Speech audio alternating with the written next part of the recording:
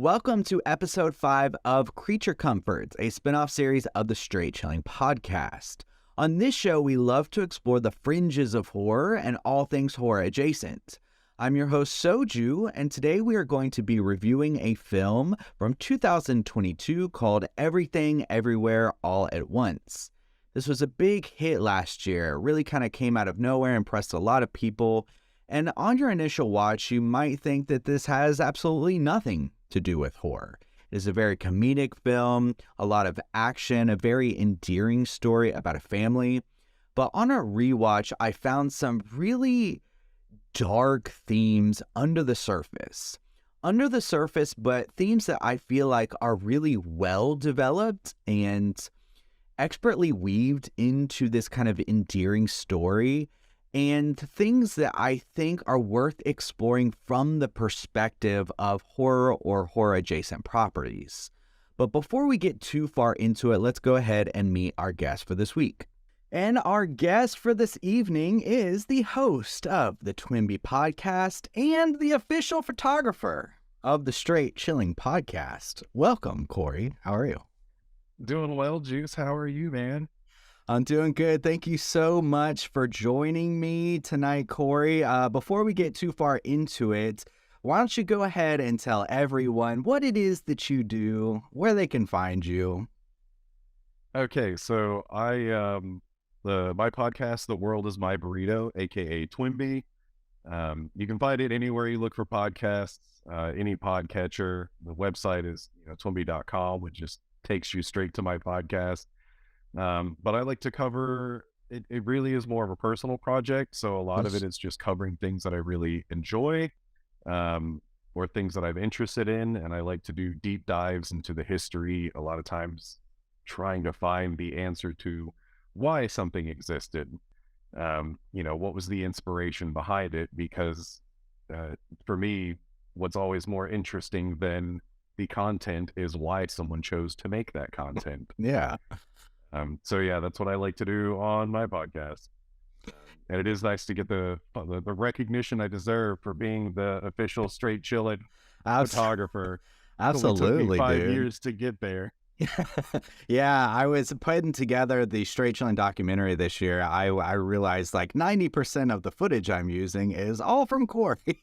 So thank you. You are welcome. So yeah, and also too, if you enjoy our discussion tonight between Kory and myself, on Kory's podcast, you can find an episode where we talked about BioShock, and Kory does really good deep dives. I love the attention to detail and the depth that you go into things. And so if you enjoy us talking tonight, definitely check out the BioShock episode on the TWIMB Podcast, but also just check out in general for some really good deep dive stuff. And Kory's photography. Where can they find your photography stuff, Kory? Oh yeah, so photography, you just search, if you go into like Instagram, you can search the letters KTORJ. Okay. And I'm the only one on Instagram, so it should immediately pop up as Kate Torgeson Photography. Cool. But that I took about, like, for the most part, I think all of the photos I took last year were of you guys, and then one convention. I took basically a year off.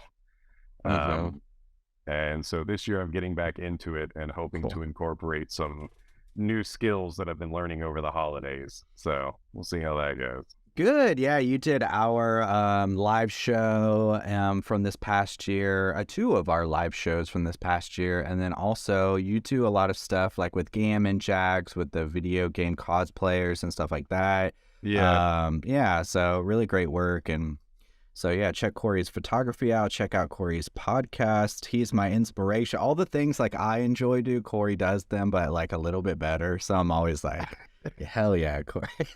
I like the kind of, if you want to call it an echo chamber, because I when I see your videos on Korea, it's always like, damn, I really wish I put more time into like video editing.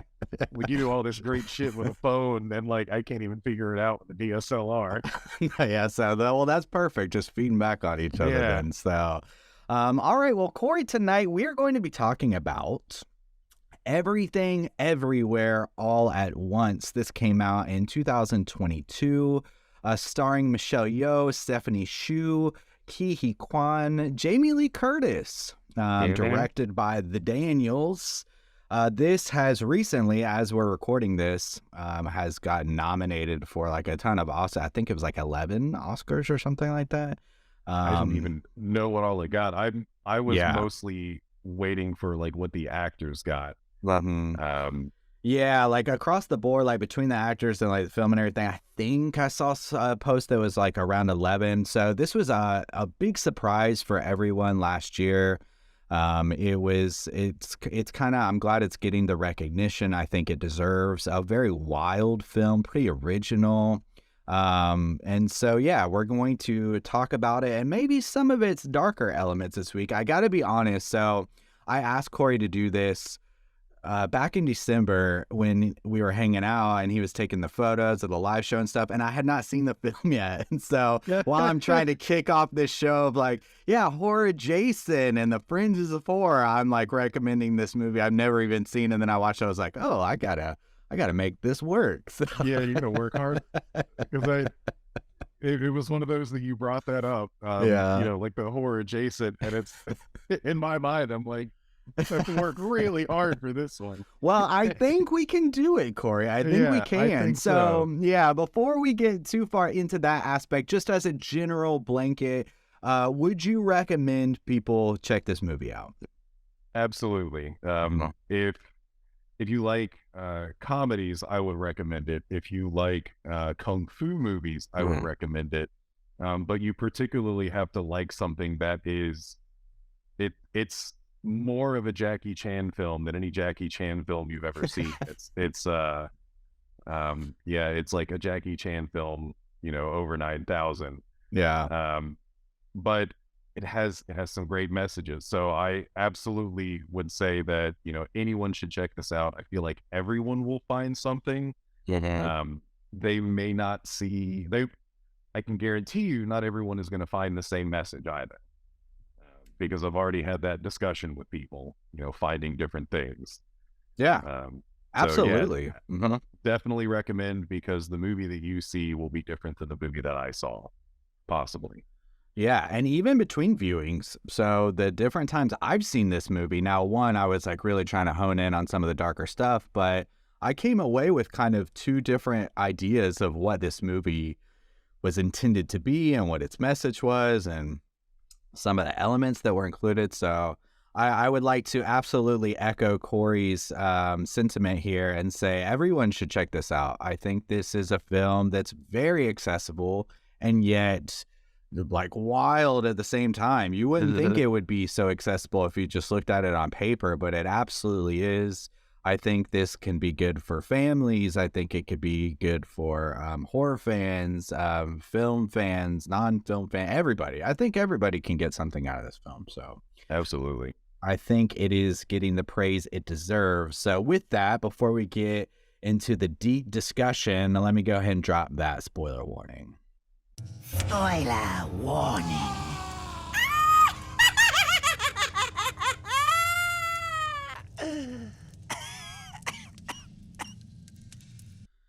All right, so Kory, we're going to be doing this new segment I'm trying out for the show to kind of hone in some of the ideas that I'm trying to explore with the show, which is, again, ultimately my goal was to kind of explore horror-adjacent films and properties, the fringes of horror. And so I came up with this little coulda, woulda, shoulda list of questions to kind of help us maybe get there a little bit towards the beginning. So the first question is going to be the could. Kory, could you put this film into any kind of specific horror subgenre? And if so, which one? Personally, I feel like as it stands, it's difficult to place this movie in horror or even like a horror subgenre. Because of how all of the elements are expressed. Like there is comedy in it. And it's specific because it's not like you can't have comedy in a horror, but it's the way that they express it. And I think the frequency and intensity of it, as well as I feel like the message is very like anti-horror.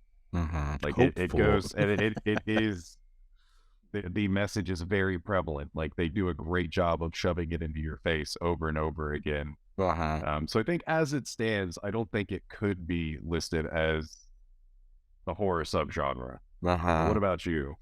Well, so my justification here, and like it might make a little more sense with some of my talking points later, but I said if I was going to put it into a horror subgenre, I would put it within the realm of like a questionable reality or a questionable narrator, specifically from the point of not being able to trust your narrator through a sense of kind of like trauma.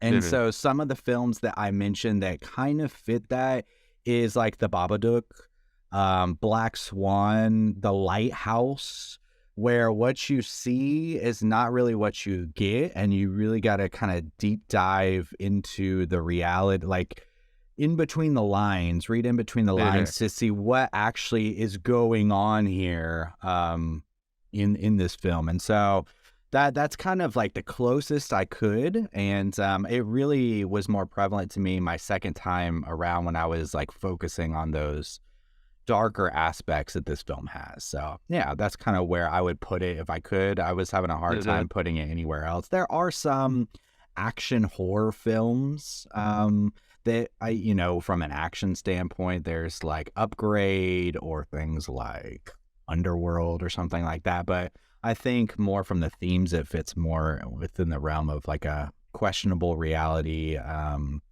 untrustworthy narrator. So yeah. All right. So the second question, what elements of this movie would you change to make it closer to horror? So I would, I feel like if you removed a lot of I guess this universe of Ke Kwan, it's Ke or Ki? I feel like I've heard Ki. Okay, I feel like I've heard it both ways. Ki Hui Kwan. If you remove like this world's Ki Hui Kwan, I feel like that would be endearing probably husband. Like, you know, he wants a divorce, but he's still willing to fight. Like, he is too positive of a character. But I feel like Alpha Waymond, I feel like could stay in. But like part of where Alpha Waymond loses his like severity is in the like failure universes. Waymond wearing a fanny pack. So stuff like that, you know, like the kung fu in this movie is great. Like the martial arts are great.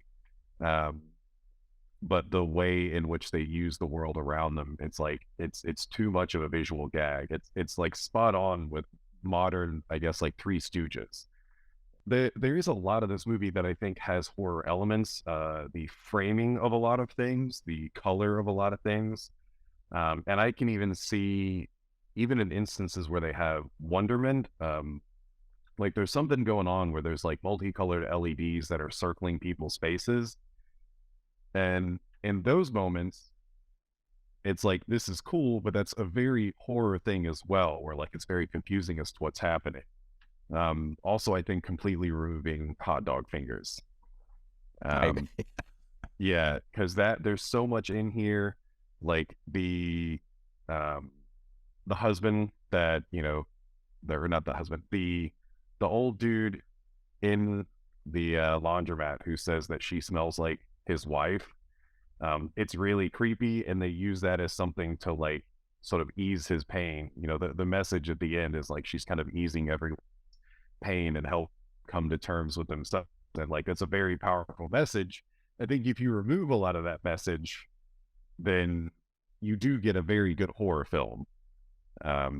Where I think at that point it's a lot more questionable. I felt like the movie does a great job of hammering the message into you. I think if they remove the hammer, then it becomes more of like almost like a Japanese film where it's like, is this good or is it bad? Like, I don't know where I sit kind of thing. Yeah, absolutely. That's a great, you know, like kind of synopsis of the feelings of this. I would agree. With it's specific that you focused on the husband. I would agree that you would have to cut a lot of some of the silly elements, not all of it. We have horror comedies, but I specifically focused on the silliness. I agree actually with the hot dog fingers, and that's going to be a different discussion as well. But I specifically mentioned eliminating a lot of the levity and comedy surrounding the villains. And I think that there are some really creepy elements surrounding this, surrounding like Joe Butabaki and Jamie Lee Curtis's character. But like there's the one scene where she comes out with the cowboy outfit and stuff like that. I have no problem with that, and that's where I see a lot of the horror elements where her face kind of comes back into the other side. And there's some gore in there, you know. We see her kill one of the Evelyns, kind of like with a head exploding kind of thing, and internal. She beats someone to death with some builders, and there's some gore there. But it's a lot of it is played for like comedic effect, and it's very silly in some ways. I wouldn't even change the outfits. I think that kind of could add to the horror elements. But really just kind of like the tone surrounding the villain specifically, I think could drive the horror aspects a little bit more.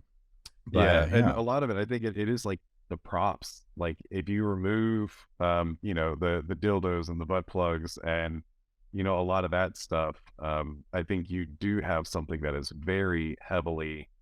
Because I do agree, like the mere idea of someone who can shift universes so easily is inherently terrifying.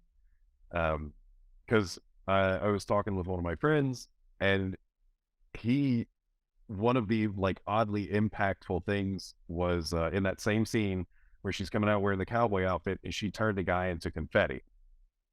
And that really stuck out to him. He's like, this is wild that she can just up and turn someone into confetti, because there is this like, there's less meaning to you.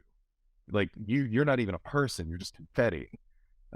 Where it's almost like this malicious thing or this uncaring thing, like representing how little you mean in the universe, because the message is there of like how little everything means. And I think there is, like, that is naturally terrifying, is you want to have meaning in life, but you're just struggling to find it. But in the end, the universe doesn't care about you.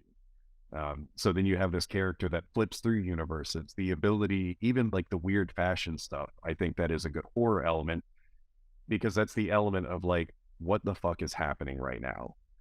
Like horror, I think some of its strongest point is always the confusion. You think you know what's going on, but you don't know what's going on. And this movie does great with rapidity of like reminding you that you have no idea what's going on. Yeah, like, even when you think you're in control, you're not. Yeah. Like you're watching it, and they will cut. They do it so much, especially towards the end, where they're cutting scene from scene of these different worlds. And even if it's something as silly as like a pinata, or the rocks, like if you take out the heartfelt, meaningful dialogue, I think there is kind of this natural terror of like the meaninglessness of things. Yeah. Well, it's the idea too. If she blows that guy's head off, and it turns into confetti, but she can go to another universe. That guy's still alive. So how often do you feel guilt about stepping on an ant when you literally could see thousands of ants that exist? You know, to her, it's, yeah, this one person might be dead, but she has seen everything and realizes, or her perspective is, it's all meaningless anyways. Yeah. She can go live in a universe where she's a rock and there's no life. So yeah.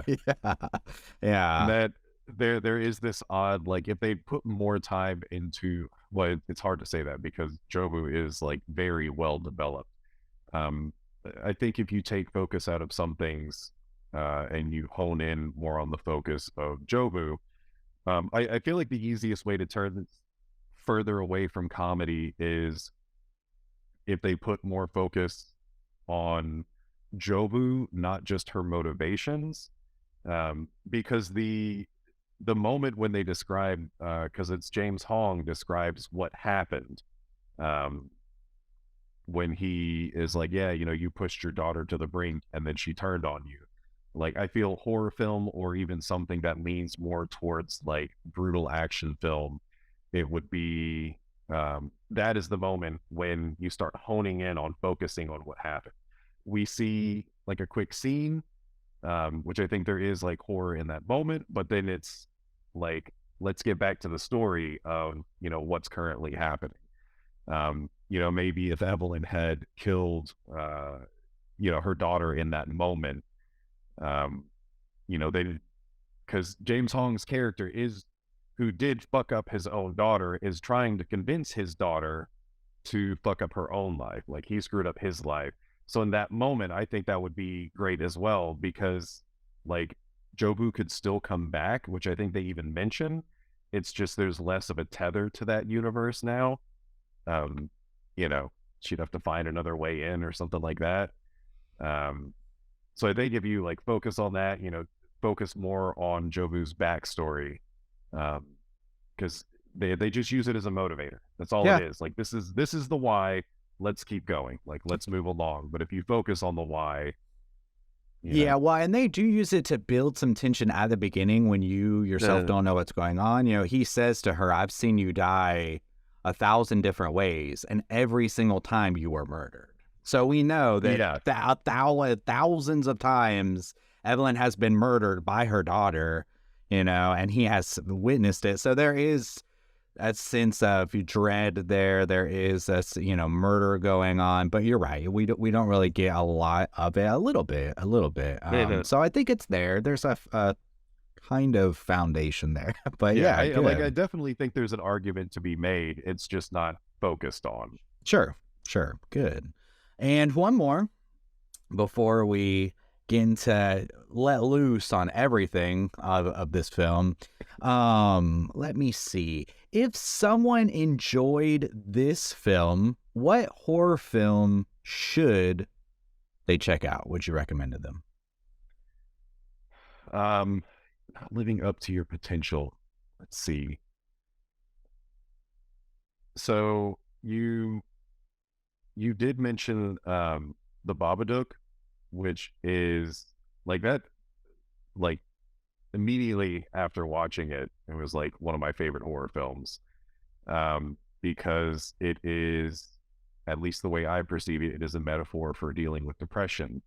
So it's the mother who is unable to cope with like single motherhood, and she has depression, and she has a kid that she's not really sure how to deal with alone. And so the creature is actually within her.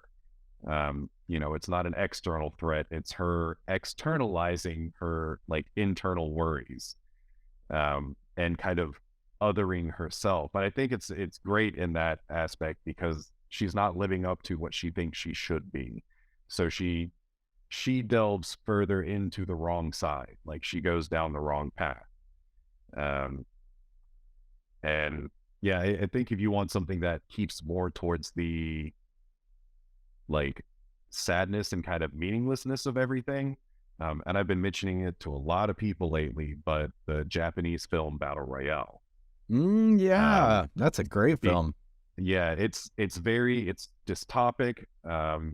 It is in an alternate universe, where Japan, America, and I think Russia is the third country. There are only 3 countries, that have taken over the entire world. And, they put their children, like Japan specifically puts their children through a lot of shit. And like, speaking of not living up to your potential, I think the only reason the main character is in like the Battle Royale is because he didn't do what his parents wanted him to do, or what his father wanted him to do. Because it's like, you can get out of it if you're going into like politics and stuff like that. Parents have a way of like finagling the system, but then if you fight back, you are now part of the system.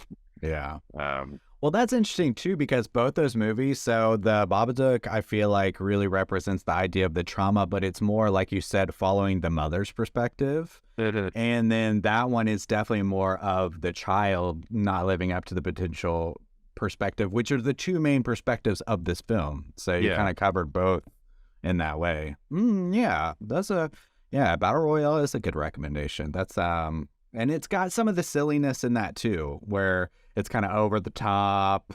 Yeah. It's silly and like surprising. It shocks you in how it does the silliness, but then also much like this movie focuses on, there's more to each character. Now, like the film may not go, it doesn't go into every character's background. Sometimes it's just someone like monologuing on a character, like, oh, this person, like, they're psychotic because of the way that they are raised, and it's like a one-line thing. But every character is deeper than what you see on the surface, which is like very prevalent throughout Everything Everywhere All at Once. There's more going on than what you're aware of. So if someone seems, the mother especially, she seems so disconnected from everything in this movie. But it's because there's a lot going on behind the scenes. Yeah. Good. The good recommendations. I picked how about you? Well, I picked one that kind of matches the tone a little bit and a little bit of the themes. So the one I thought of was The Host. This is from 2006, Korean film, Bong Joon-ho. In this one, it's more of a monster film, but the thing that connected these two films for me was the family aspect. And this one also has this kind of thread of silliness through it. So in this one, there's a little girl who's taken by a monster, and this family has to come together, and they don't really get along, and they all have these weird, quirky aspects of themselves where they're all kind of failures in their own realm of what they're pursuing. So what this sister is like an archer or something, and she's really good until she isn't. She misses in these crazy ways. And so there's this family dynamic where they all come together. They have this heartfelt thing where they're trying to save the little girl. But it's got these comedy aspects as well, and some horror aspects. So really kind of tonally and from the family perspective, I think The Host is one that people would enjoy. That's definitely more in the horror realm. But that has a lot of similar elements to Everything Everywhere All at Once. Have you ever seen that? I would. Oh yeah, I really need to rewatch that. It's been a long time, but that was another one that, once you reach at first, it's this is kind of a dumb kaiju movie, and then as you get further and further into it, you're like, oh shit, there's purpose to this. That is a really solid recommendation, because it's like the pressure of, while a lot of, if memory serves, because it's been a while, is the blonde guy, he's the uncle or something, the uncle of the girl. No, I think he's the dad. He's the one who runs a little shop. Yeah, so he's a single father, and that's the little girl who's taken, so his daughter. So he's the father. So if memory serves, you have all of these other people who are suffering from success, and then you have him who is suffering from failure, and then how it's kind of like the grass is always greener thing, only to realize that their grass isn't quite as green as it seems. So very similar in that Evelyn, she is struggling but doesn't ever want to admit it. I guess kind of like the archer is the archer struggles. She's great at what she does, but chokes when it matters most. So it's the question, what even is the point of being a top tier archer if you can't do it in competitions when it matters? Yeah. So I want to revisit that. It's been a while for me too. I don't know why that just popped in my mind. It was because it's goofy and there's a family, but it's really pulls on your heartstrings as well. And so I was I don't know, for some reason that popped into my mind. So no, I think that is a really solid recommendation. That not that there are any real monsters and Everything Everywhere All at Once, but the family dynamic thing is it nails it. I think so too. How everyone reacts to everything, I think, kind of nails it. Yeah. Cool.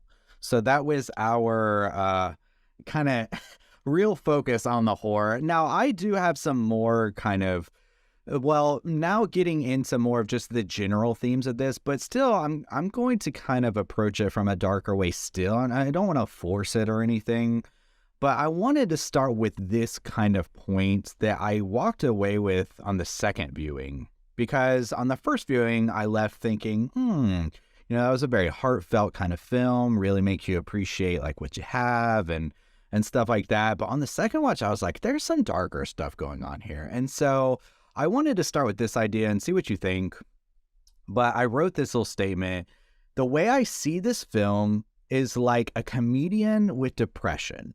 So if you take a person like Robin Williams or, Chris Farley, and on the outside, on the surface level, everything seems very goofy and very silly, but underneath there is a serious darkness and ultimately this terrible, tragedy that's also involved here too. And on this one, I felt like this was a big, like, kind of metaphor for the daughter ultimately wanting to commit suicide is kind of where I ended with my second one, because I mean that's essentially what she's doing towards the end when she's made this bagel. And there's a couple quotes where she says nothing matters at all except the pain and guilt you feel about making nothing of your life, and it never goes away.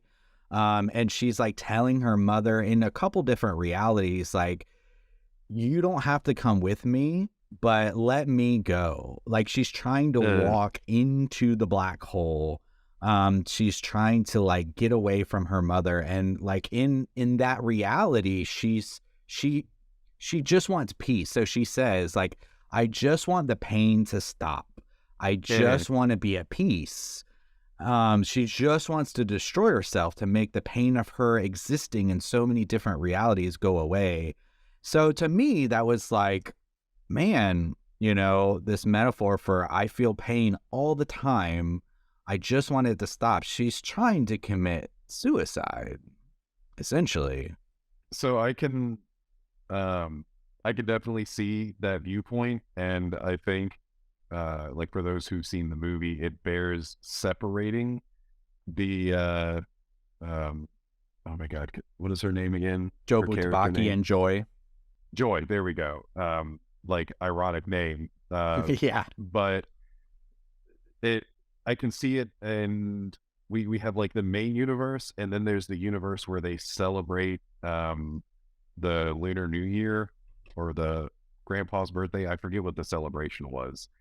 But in both of those, she's definitely wanting to commit more like familial suicide, because she just doesn't want to be a part of the family because she's not welcomed. Which down the line, it's like that could definitely lead to some darker stuff, even though she's happy with her partner, who seems like very supportive. But then you have Jobu specifically, and yeah, I can see that. Like Jobu is she wants to off herself and take everyone with her, because in the Alpha universe, that is where, I guess in like the main universes, the mother is letting her go, and then in the Alpha universe, the mother is more like forcing her away by splitting her mind. It wasn't something the daughter wanted, which Alpha Gong Gong mentioned, but the mother's like, hey, you seem to have a natural propensity for this, so I'm just gonna fuck with you like a toy.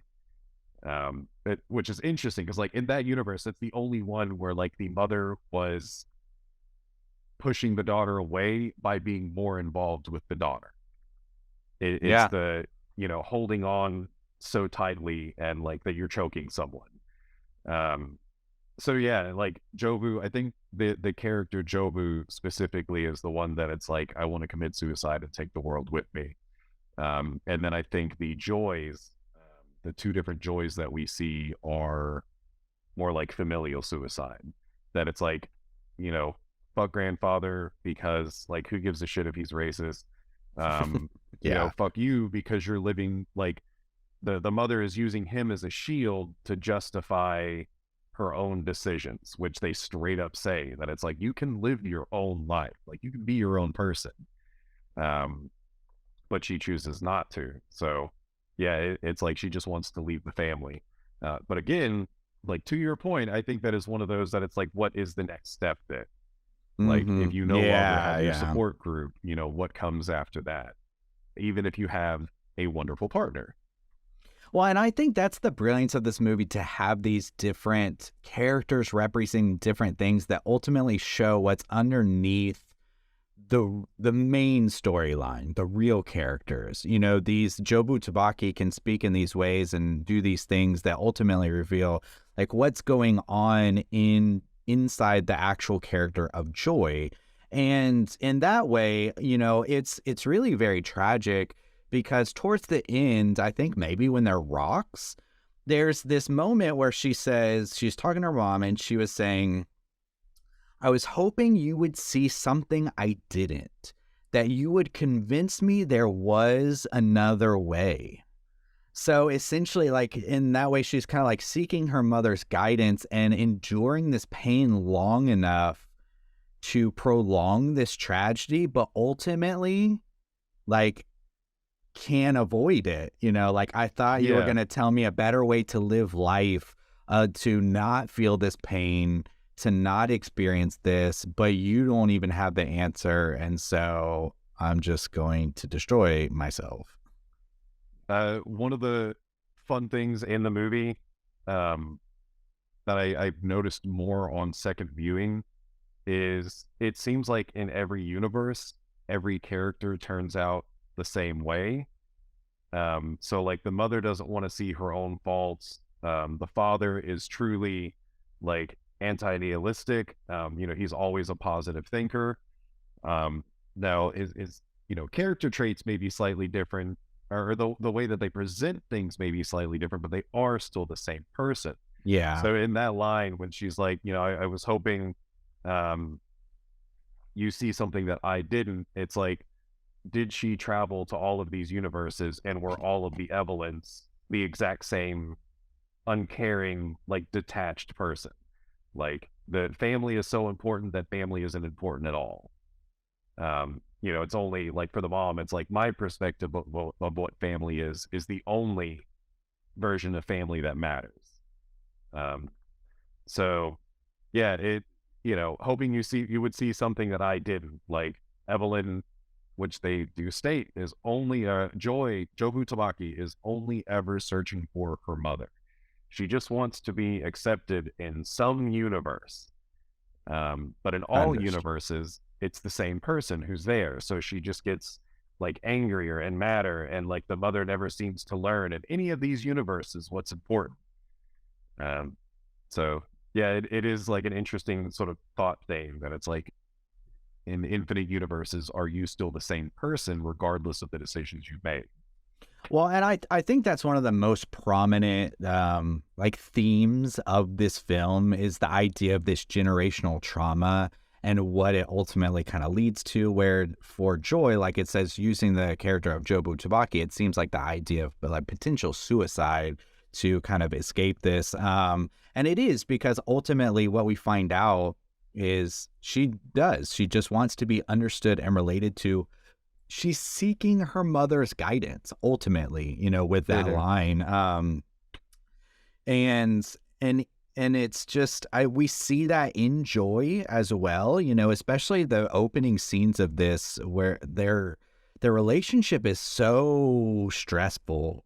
Like for me, just watching this, you know, Evelyn has a lot of stressful things going on in her life, but specifically between those two, I think these actresses do a fantastic job of really getting that across, because to me, I was just like, man, I really felt the tension between mother and daughter, like from the very beginning. And it's like, it's hurtful to where the point where Joy says at the very end, you know, I appreciate that you are trying to, you know, do your best to recognize me, but for some reason when I'm around you, I just hurt. You know, and that, man, I felt it. I thought they did a great job with that. Oh yeah. Well, and especially like, I think one of the most oddly powerful moments is when she sings the line, sucked into a bagel, and she's crying while Yeah. singing about a bagel. Uh-huh. And her push, because she's been disappointed in so many universes that she doesn't even want to kill her mother. It's like she Yeah. wants to, have her mother join. She wants the one that has capability to join her. And because that's why she only looks for her mom. It's like nothing else matters. No other human matters. And it seems like they go through the thing where it's like, are you going to join me with the bagel? And they deny it. So she kills them. And she goes to the next Evelyn, are you going to join me with the bagel? No, they deny. She kills them. And this is the first one that sounds like she's really hearing her out, with the bagel thing. But yeah, no, Yeah. it's odd. It's it's powerful. There's even though you're talking about bagel, it's very powerful. There's another main kind of it's kind of connected in some way, but another one of the main kind of pillars of this film was kind of the struggles of immigration. And to kind of connect those in a similar kind of way, but in a different way as well. One of the things that I kind of picked up on is the mother, left the country. So she's a first degree immigrant or what, I can't remember exactly how it's put, but the idea I had was the mother treats her daughter like other mothers would in China, like from the culture that she's grown up with and the perspective, that's, probably not too far off. And the problem is, though, that Joy does not receive the same treatment from her mother that those around her do, and the culture around her, it kind of expects of motherhood. So in that, there's this disconnect between cultures and generations, and the idea of immigration being separated in that way. Joy has always been born and lived in America, and so that's the culture. She can't speak the language very good.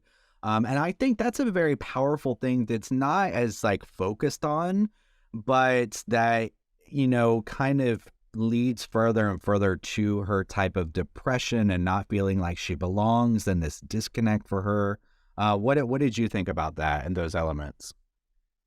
I liked because Evelyn is truly trapped between two worlds. And there is kind of a sick humor in that it's like she won't let go of either, but she's mistaken about both. Because she kind of is a representation of her father, but she's a bad representation. She's like a low budget cosplayer of a high budget film where it's like, she's like, well, even though she hated the way her father raised her, she only removed certain things. It doesn't seem like she inherently dislikes her daughter just because her daughter is a daughter, which was an issue with the father. Gong Gong was, unhappy to have a daughter, which is a very Chinese thing. But there is almost this resentment in there nonetheless, not towards her being a girl, but because the daughter isn't doing everything perfectly. So it's like she is coming from a culture that had a lot of kind of hate towards her. And she's like, I'm going to be the one who's better and different. But in being better and different, she's also repeating the same thing that was done to her. And she is trapped in a world that she doesn't fully understand. And she is truly, I think they visualize this beautifully. Evelyn is trapped in herself. Number one, she doesn't ever want to admit that she's wrong, but Evelyn never actually thinks about anyone else, because one of the things they show, even way early in the very beginning, Evelyn removes shoes from a washer or dryer. And she scolds the customer no shoes in dryer. Throws the shoes down. And then she walks away, and it's Joy who shuts the door and restarts it. And it's they do these tiny moments where it's Evelyn just does not give a shit. She truly doesn't. And that's why her husband wants to leave her, is because she doesn't give a shit about him. she doesn't actually like give a shit about Gong Gong's opinions because that's her internal battle of like, no, I don't care about him, but I'm going to use him as my defense anyways. Wow. But Joy is the one who's like considerate of other people. She's considerate of Gong Gong. She's considerate of the customers. She's obviously very considerate of, like, she is the one who doesn't want to hide her relationship. So she's very considerate of her partner as well, being like, no, this is who we are. Like, I know who I am. I know who she is. And she's very important to me. But yeah, the mother like truly doesn't understand. But again, she's like cosplaying two different things. She's cosplaying the Chinese culture that she ran away from and like honestly didn't spend much time in, like maybe, teens, 20s when she left. And then cosplaying someone who knows how America works and how, business should function. But she's bad at, they do state it, like she's bad at everything. Yeah. Well, I think that's one of the positives of this film is like what you were just saying is each one of these characters I feel are very deep and rich and developed very well, because Joy is actually, in the way that you were describing Joy is actually kind of like the perfect blend of her mother and father, because she is a lot more considerate like her father, but I think she still deals with a lot of the same internal struggles and kind of approaches the world like her mother, which I think is the great connect between the idea of Jobu Tabaki wanting to commit suicide and then the dialogue that Evelyn gives when she's trying to accept her daughter, and she says she's stubborn just like her mother and she does these things just like her mother, but I'm accepting her or whatever. And then when they had that confrontation where she's like, you get tattoos and I don't like tattoos, and you do you only want you only care about yourself, you only come home for yourself when you want something. And she's just reflecting herself back there. That's the elements of her mother. And that's the frustration, the tension between them, because Joy is acting like her mother. Those are the elements she's got from her mother. And Evelyn can't stand it because it's herself. And I think underneath she recognizes that. But it also, in this like subtext kind of way, hints that like Evelyn is capable of these things as well, that Jobu Tabaki is capable of. And it's very possible because we see not only is Evelyn dealing with the situation with her daughter, but she is, being asked for a divorce. Her business is failing. She's facing these pressures of her world. And so the implication there is, we see Jobu Tabaki seeking this kind of escape from the pain, escape from the reality that she's in. And the implication there is like, oh, Joy's just like her mother. Well, now her mother's world is literally collapsing like the bagel. Everything she knows. And it's like, well, where does that leave the character of Evelyn if all of this plays through? Her daughter leaves her husband leaves her father is old and like completely disappointed in her, and all of the Evelyn getting a divorce is not going to make him even more proud of her. It's going to add even worse things. So her literal whole life is collapsing. So it's a kind of dark and ominous, hint at the possibilities for Evelyn as well. But ultimately everything kind of like ends up in a very nice kind of positive way. So it does. And it like that conversation that you mentioned where, she's like berating the tattoos and stuff like that. I think a lot of it is, because they state it then, it's like monologues then and then visualized on the stairs later, but like admittance, I guess, if you could say, where it's like the mother has never really been true to herself. She's never really been open. She's never said that, she's kept a lot inside. And I think a lot of times in life, in real life, sometimes the easiest way to get over things or to accept things is to just like state it and let it be known. Like you can accept yourself, you can accept your faults, and those faults can be something you don't like. So it's like, my mother wasn't really happy with the idea of tattoos, and I have 3, and like, my mom, I got them, I think my first one was when I was, I don't know, 24, 25. so it was, a decent ways into life, and it had a lot more meaning to it. And like, of all people, I was surprised that my own mother, you know, wasn't like harsh on it, like when I got it, because for her, it's this acceptance of like who I am, but also accepting that she doesn't like it. And I can accept that she doesn't like it, but I can't deny myself at the same time. Sure. Yeah. Because then I would become like the Evelyn or the Jobu, where it's like, oh, I'll never accept, I can never do anything that I want because of my mother. And like, it's not like your child can't be who they want to be because of you. But yeah, later on, when she's fighting people, she's giving them the things that they held back from themselves, or the things that they weren't admitting. And I think, there's this great question of like, what does it take for you to become a villain?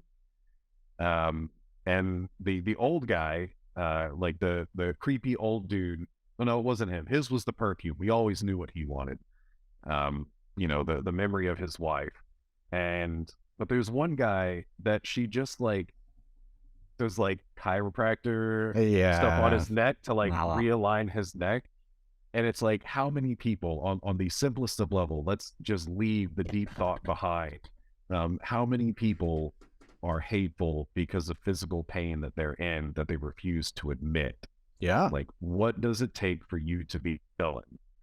And it's so interesting because like the mother never expressed herself, and homeboy with like neck problems. Like, I feel like it's a lot easier to tell someone I am in physical pain than it is to say I'm in emotional pain, just because of our society kind of like, there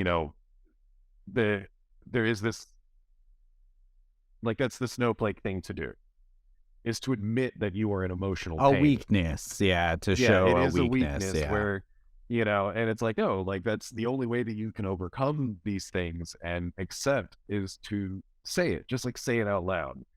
I am weak in this thing, and it's something that I've had to do in my own life. But the mother like unloads on her daughter, and even the father is like, you can stop now. But no, like but the daughter wants to hear it. So the dad says like, oh, Evelyn, stop, that's enough. The daughter's like, no, let her finish. Yeah, it's what they need. Interesting because because like the mother has never, and it's so sad in multiple ways, because like in this moment, the mother is she is truly berating the daughter, but this is the most honest she has ever been with her daughter, because you can tell just by the divorce paper scene alone how dismissive the mother is of everyone. Like her husband means so little to her that what he's trying to give her does not matter. Yeah. And for so long, like he writes on it in the elevator and still doesn't realize they're divorce papers when she's looking at it. Yeah. And it's like, it's so wild. Like they do this so much in the movie, where they're very, very important scenes, because of how little characters care about something. Yeah. So that is a wonderful scene, because it's the first time she expresses herself. And the daughter is a lot like her mother, and like the mother has to come to terms with that. In what way is getting a tattoo or dating, like, in what way is dating a girl any different than leaving your family in the country for a guy? Yeah. Like in the culture that it seems like she came from, that is horrific. It's terrible that she did that, and her own father disowned her. And like her mother hasn't disowned her for dating a girl, but like it seems like she genuinely does not care that her daughter is dating a girl. It's just like nothing the daughter can do is right. Well, it's a reflection on her. She already feels like her life is kind of a joke, and we kind of see that in the audit, where she's like, well, I'm a singer. I do this. And it's like, you're not really. You like keep that as this kind of fantasy in your mind, because you hate the idea that you're broke, living above a laundromat, and everything is a huge disappointment to you. Even to the fact where in the movie they state, you're the worst to ever. You are I think they literally say you're living your worst life. Like every aspect of it is the worst. And I think that's her internalization of how she feels. through that. And so, yeah, I think I agree, because the sad thing about it too is when she finds out about the divorce, it's not the idea that her husband like wants some form of intimacy or love shown. It's her thing is like, you think divorce is okay? So it's like this more of this, like, again, this cultural thing of, no, that's not acceptable for me to get divorced, for me to be a divorced woman. That's a failure for me. I couldn't, I have a failure of a daughter. I have I failed in my career and in my marriage. So yeah, that's an interesting. She is very, very self-centered, which again is interesting that the device used is this bagel that collapses on itself with all these like self-centered people. So okay. So I feel like we could go on and on and on about this movie. This movie is wild. But let's go ahead and land the plane a little bit and give our personal scores out of 5. And feel free to touch on like any of the other elements that really struck you well, and what you thought about this film overall. So Kory, out of 5, what would you give Everything Everywhere All at Once? So for me, this is it's a perfect 5 for me.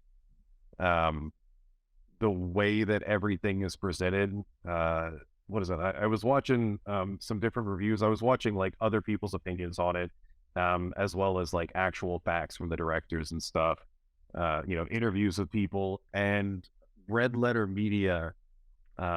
Like one of the guys had commented, he's like, this is the first like unique movie I've seen in a very long time. And the other guy was like, it's not unique. It's just that it does nothing new. It pulls from like tons of sources, so many sources, but it's the way in which it assembles those sources and like honors those sources. That is what makes it unique. Like it is nothing new. And in fact, it is like the anti-new in that it uses so many old things, but it's how it does it that truly makes it something that's unique and special. The ability to like, even the second time I watched it, Kung Fu movies have a really big place in my heart.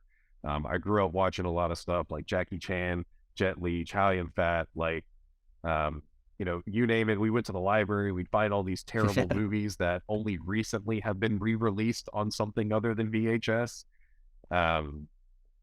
And like for the second time in a row, I was crying when they were doing the butt plug fight because it is an amazing bit of like fight choreography.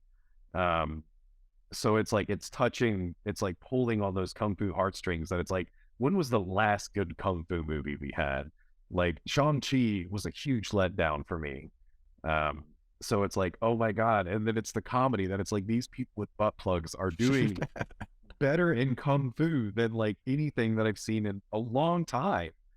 But then also just how they relay the message. And again, with like the Kung Fu, my favorite singular moment in the whole thing is when Evelyn has come to terms with what she needs to do to bring joy back. Her only final step.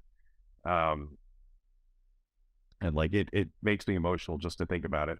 But she does like this Kung Fu defensive move where it's like, she steps, and I think she puts both hands in front of her, but then it quickly changes and she opens up into a hug. And it's like, oh my God, it like, even now I'm like tearing up because it's such a strong moment where like she has all of the power and it's like, just accept people, just love them. What Wayman has been crying about this entire time, what he's been fighting for his entire life. And that singular moment, they say so much with like a physical action.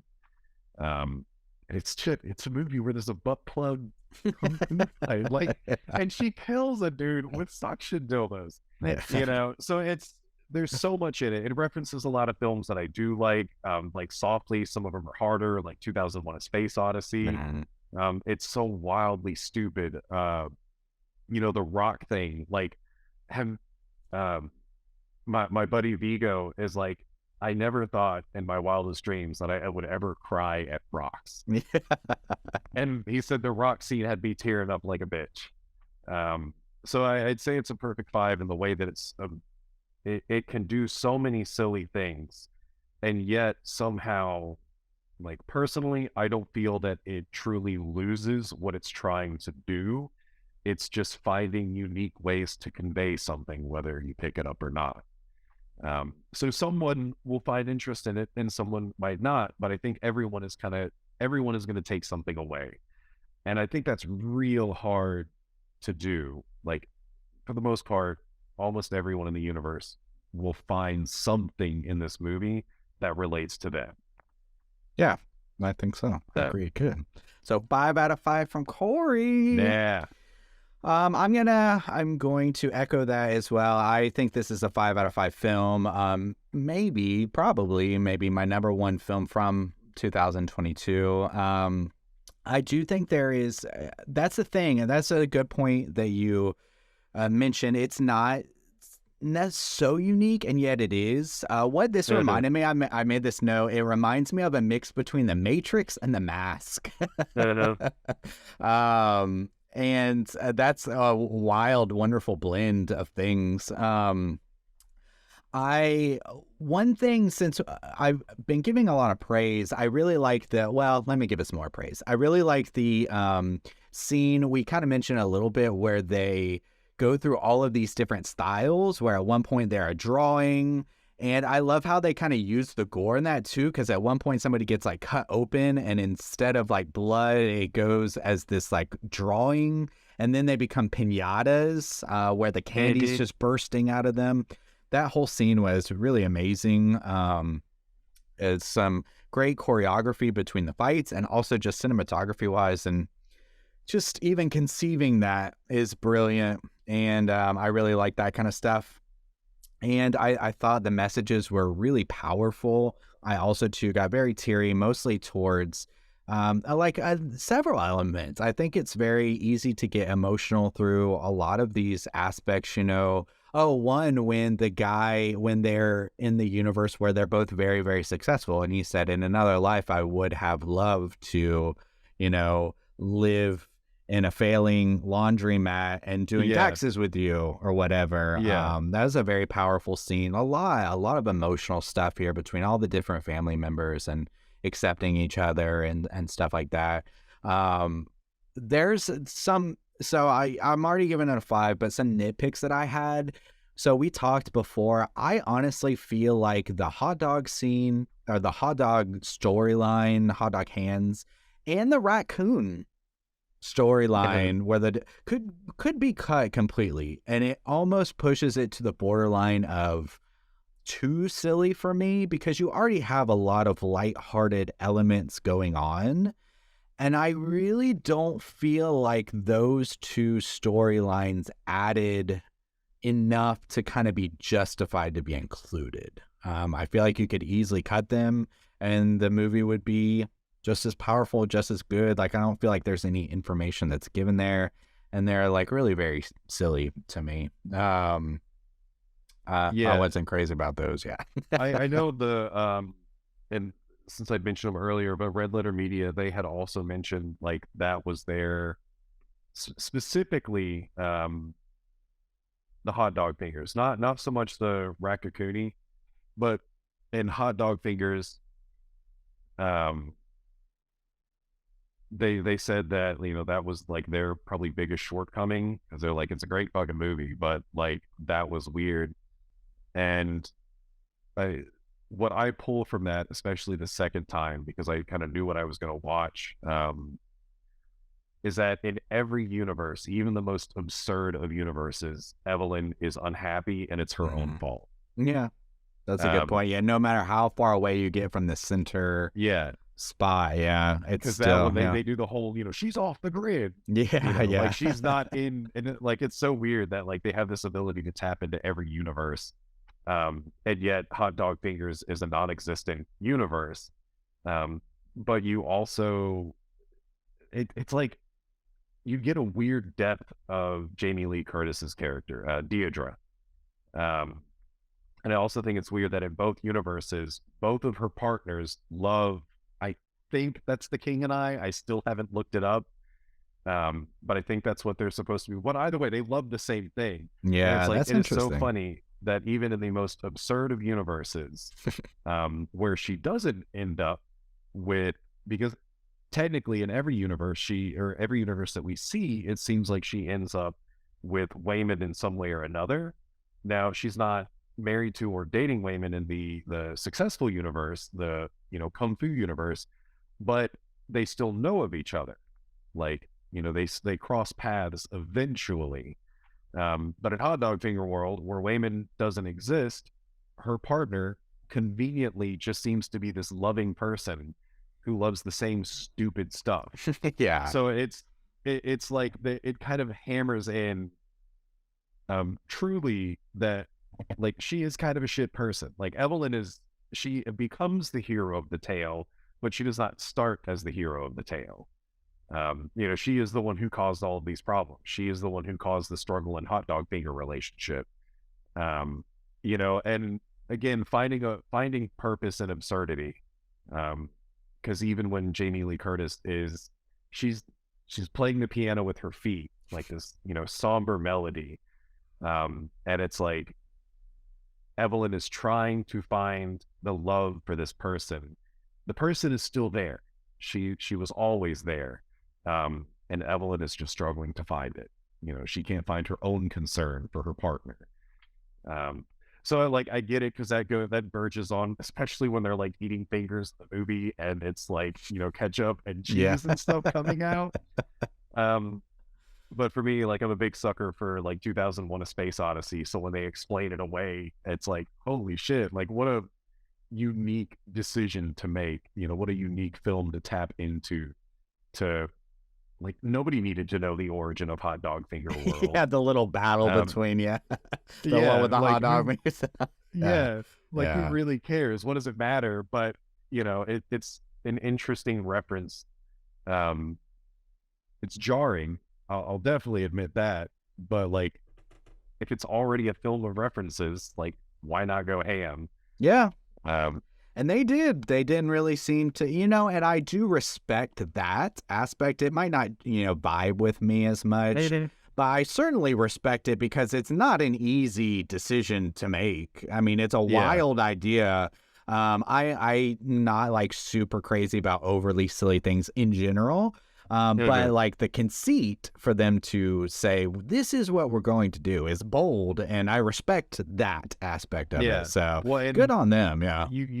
They thought about it. Exactly. Yeah. It wasn't just thrown in like nothing in this movie was thrown in. Yeah. Like, they were like, no, this is the decision that we're going to make. Good. Yeah. So bold statements here, fresh hot takes, but 5 out of 5 from Shaboys.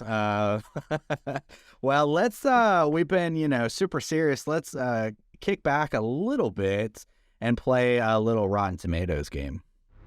Certified fresh to death. All right, this is a game that we do play on the Straight Chilling Podcast, but I got to switch it up when there's just two of us. And so in this one, you got to beat the house, Kory. So I am the house this time. We're going to go through 3 rounds. And I want you in this first round to tell me from the critic score, okay, which is higher? Everything Everywhere All at Once, or Crouching Tiger, Hidden Dragon, which is another film that Michelle Yeoh. I feel like that's got to be the first movie I've ever seen her in. I think I even put it in my notes about the movie. So I'm gonna say Everything. Am I gonna say that? Because now that I think about it, it's like, I feel like the complexity is gonna turn people off.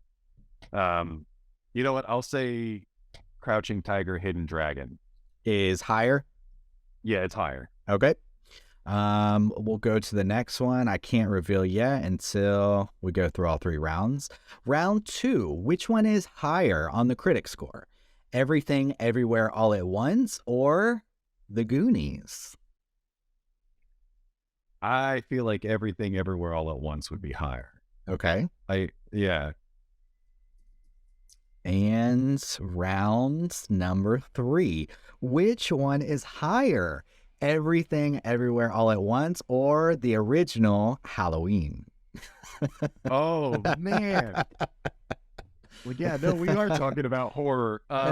Well, just also, I was man. trying to pull movies from, a lot of the big actors in here. So, Jamie Lee Curtis. True.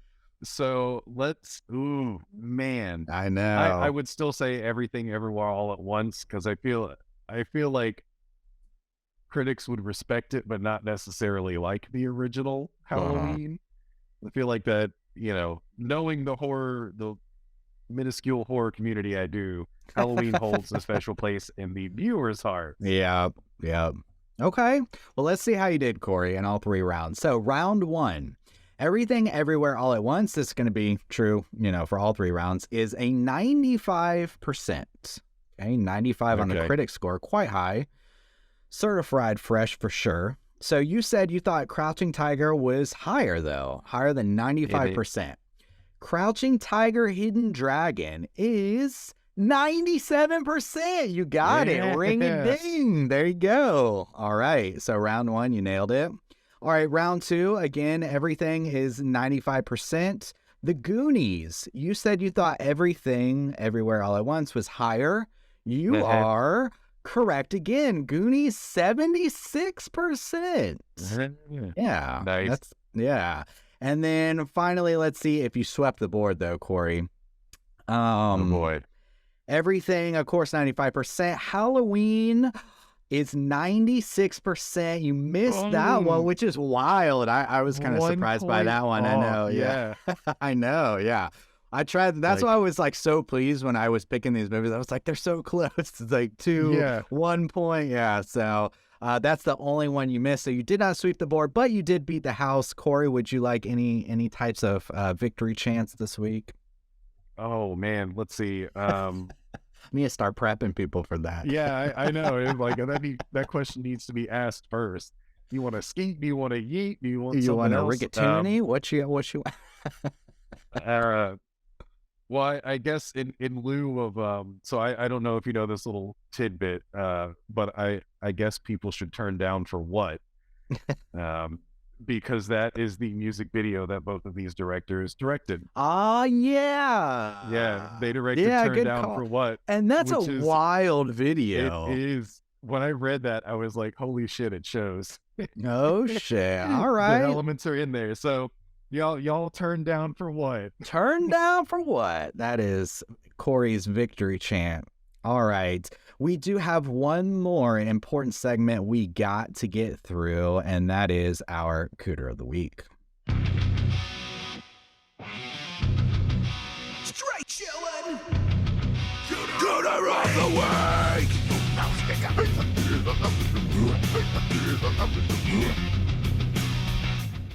All right. I love how the second portions are all super loose. First portion's very, very serious. All right, Kory. So let's see. This is a segment that we keep true from the Straight Chilling Podcast. We got to do a little brand recognition here. So Kory, let's see. I'm going to put you to the test one more time, finally, before we wrap it up. Cooter is a character type and Straight Chilling exclusive. But do you know the 5 points of cooterdom of which we judge? Okay, so it's look and attire. Yes. Overall patheticness. Mm-hmm. Let's see. Sexual deviance. Yep. God, let's see.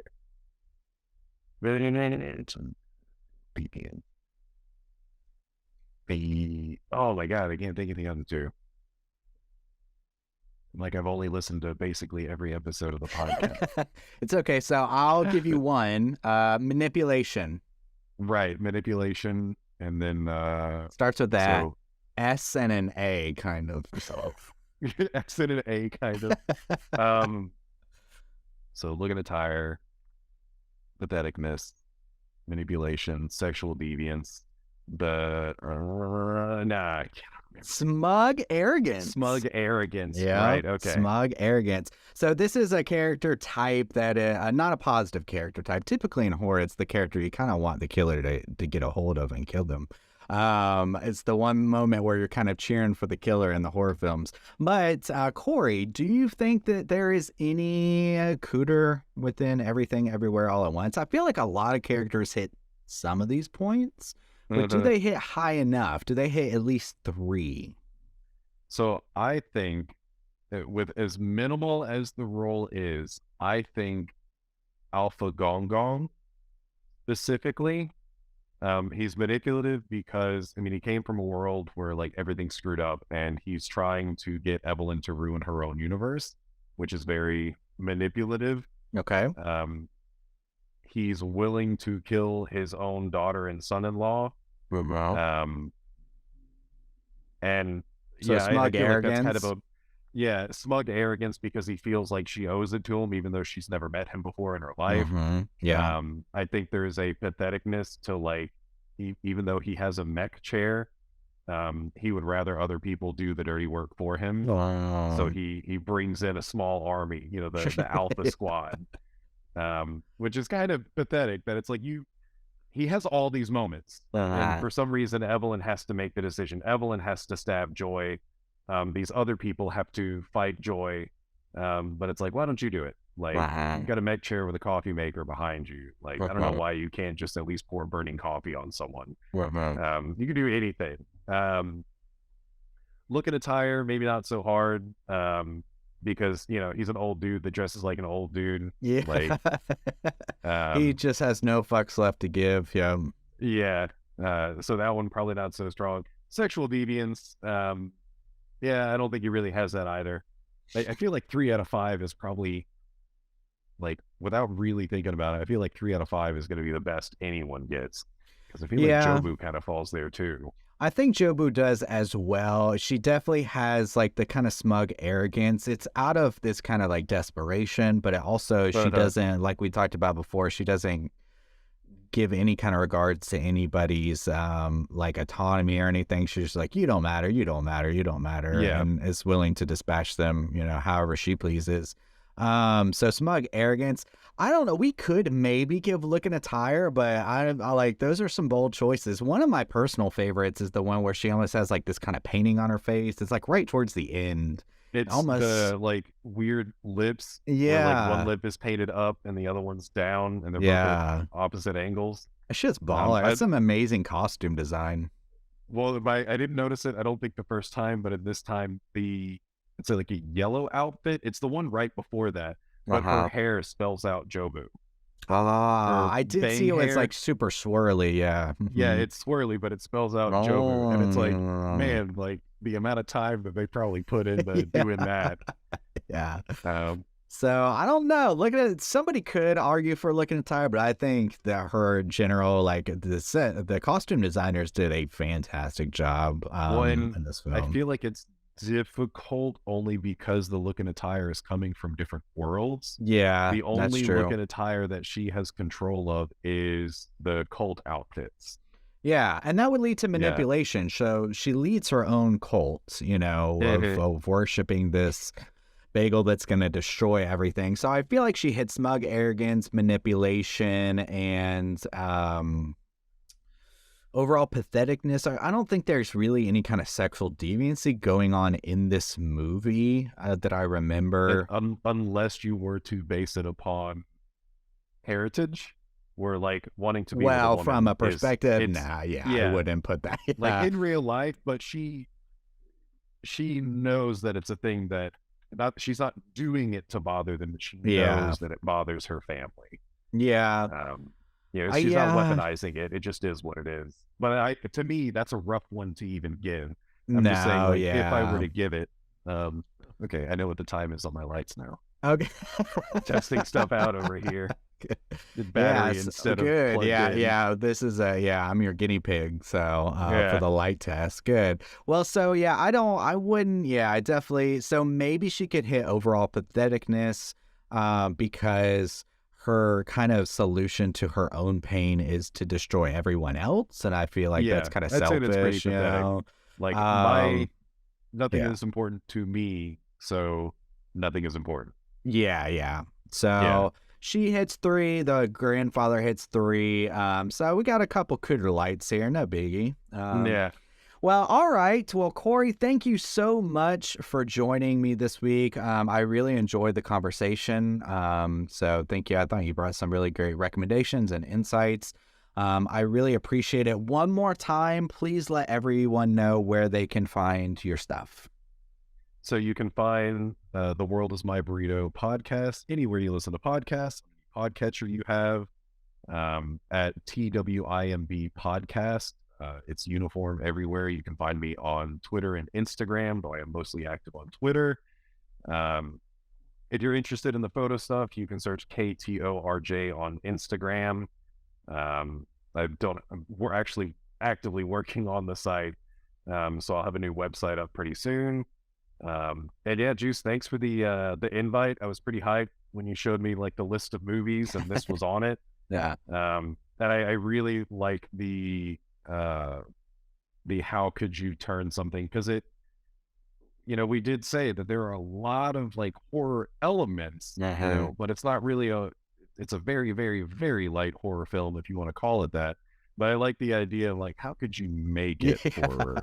Yeah. Because I think it's easy. Like it's right there. It's just waiting to be done. So I appreciate the invite and, the fun bit of thought you put into this. Yeah, absolutely. Still workshopping some things, but we're getting there.